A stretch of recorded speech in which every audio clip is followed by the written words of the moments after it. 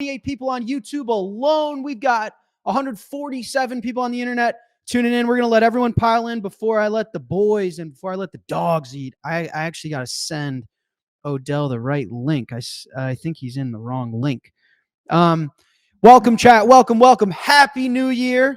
Happy New Year and happy belated holidays for those that celebrate. Talk to me, chat. Very hot. My beard is very hot. Ladies, listen. I have a beard today. Look at it. It's hard to focus on the beard when you have a jawline like this, but I need to focus on the beard for now. Ladies, we're going to have to try and keep it together this stream. Try and keep it together. Hold it in. We're going to talk about Bitcoin. This stream is not about my jawline and my beard. It could be. It might make for a better stream, but it's not. We're here to talk about Bitcoin. We're here to talk about Bitcoin in 2025. So ladies, you're going to have to keep it together. Hold it together for me now. Okay? Hold it together, ladies. I'm taking for 1,000 Satoshis per dollar at 1,087 sats per dollar. The market cap of Bitcoin dropped a little bit. We're below a $2 trillion market cap. We're right now at 1.82 trillion. My thoughts about the price. Listen, it's very simple. I think this market's exhausted. I think the market to me looks exhausted. And I told you guys week after week after week that 100K is a big psychological number. It's going to struggle. This reminds me a lot of the 2017 Bitcoin bull run. In 2016, the Bitcoin price was around $400 when it had its halving. It then marched all the way up to $1,000 by New Year's. And then for December, January, March, February, April, the first quarter of 2017, Bitcoin chopped around and it struggled. It dropped all the way down to $800.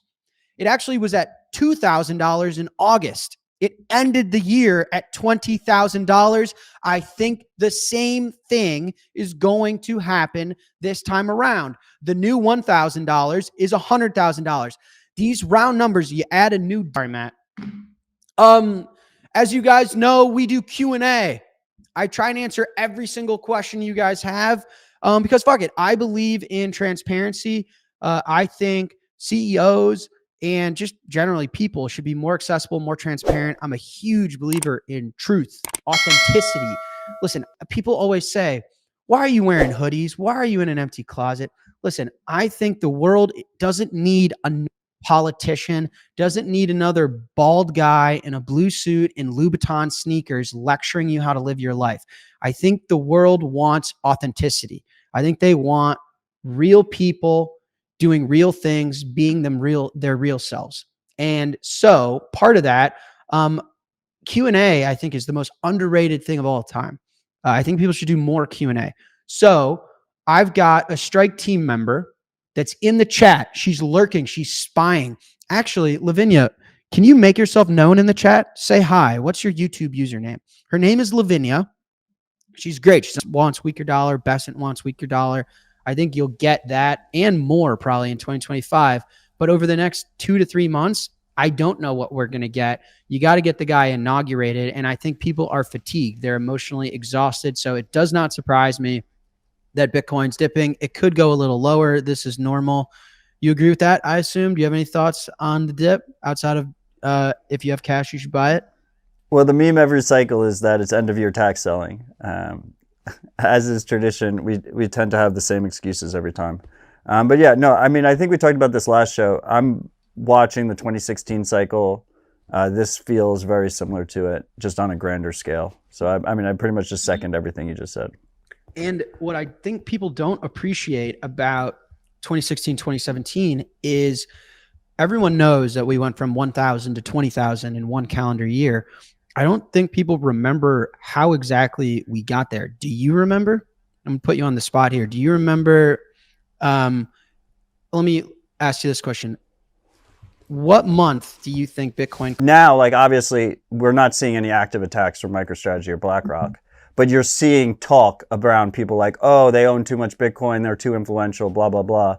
And these people clearly did not live through the 2016 cycle. Bitcoin is the closest thing I've ever seen to a real life deja vu.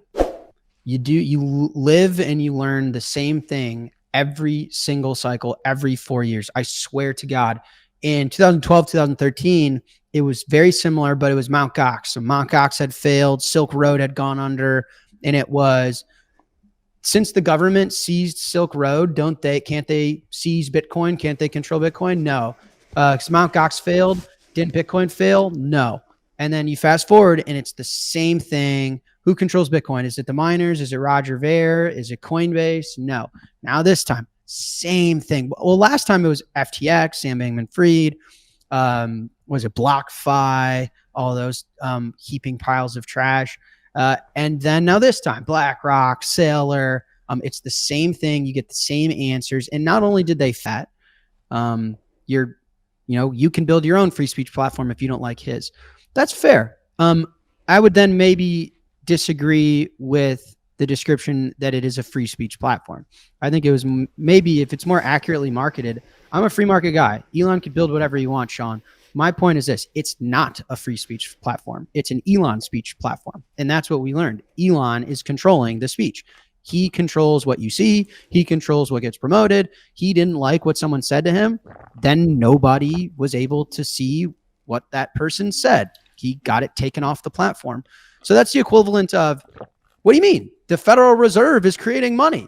You got a problem with that? Create your own money. They're allowed to create their money. That's true. The Federal Reserve is allowed to create their money. I have no problem. I don't want the Federal Reserve to not be able to do what they want to do. That's absolutely true. But let's not then market it and describe it as a fair, neutral money for the world, and we should be on a dollar standard as the world reserve currency. I'd have no problem if you were to say the Federal Reserve and the U.S. government uses force and violence to support its currency that actively debases and manipulates the time and energy of how to add numbers together. You find yourself being convinced that a life of debt and government spending and war is the right life to have. You find yourself owning a money that someone else can print and working for a money that another man can create out of thin air. You find yourself entrusting and relying on another man to speak.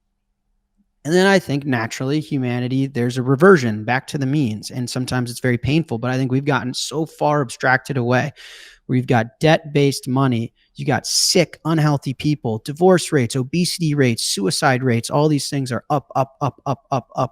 And I think it's going to be a decent amount of pain to get back to what's true and what's real. And it is what it is. And obviously everyone listening to this podcast is better prepared for those that aren't. Buy Bitcoin, eat steak, lift heavy energy from the sun. With no access to the sun, you're going to die. These are all things that I don't care what you or I think. That's just the law of the universe.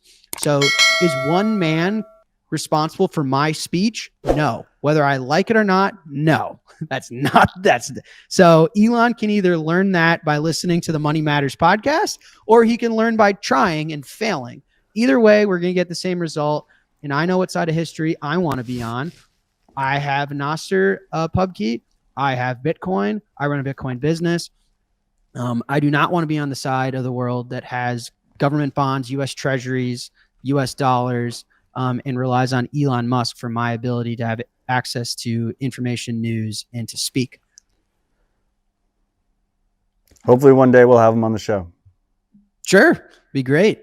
Wouldn't be the first time we turned a no coiner into a Bitcoiner world. That's also the story of humanity. No coiner to Bitcoiner.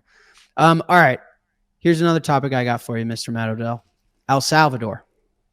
After this loan happened, there 2 of the days they added 11 Bitcoin. And so they have proof of reserves. You can actually track it on the government website. It's powered by mempool.space.